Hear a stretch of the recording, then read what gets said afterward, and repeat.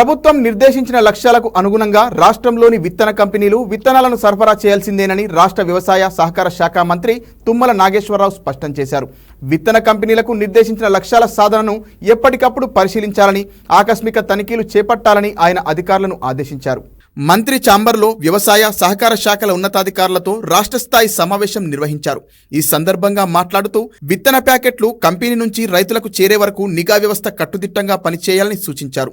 పచ్చిరొట్ట విత్తనాల పంపిణీపై వ్యవసాయ శాఖ డైరెక్టర్ గోపి, తెలంగాణ రాష్ట్ర విత్తనాభివృద్ధి సంస్థ మేనేజింగ్ డైరెక్టర్ హరిత వివరిస్తూ 61,15,00,000 విలువ గల 1,09,937 క్వింటాళ్ల విత్తనాలను రైతులకు అందజేశామని వివరించారు.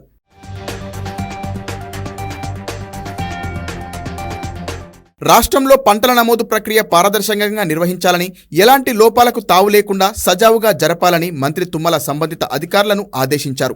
నిర్దేశిత లక్ష్యాల మేర ఫలితాలు చూపని ఆయిల్ పామ్ కంపెనీలకు నోటీసులు ఇవ్వాలని ఉద్యానవన శాఖ అధికారులను మంత్రి ఆదేశించారు. డ్రిప్, స్ప్రింక్లర్స్ సౌకర్యం కేవలం ఆయిల్ పామ్ పంటలకే కాకుండా ఇతర పంటలకు వర్తింపచేయాలని సూచించారు.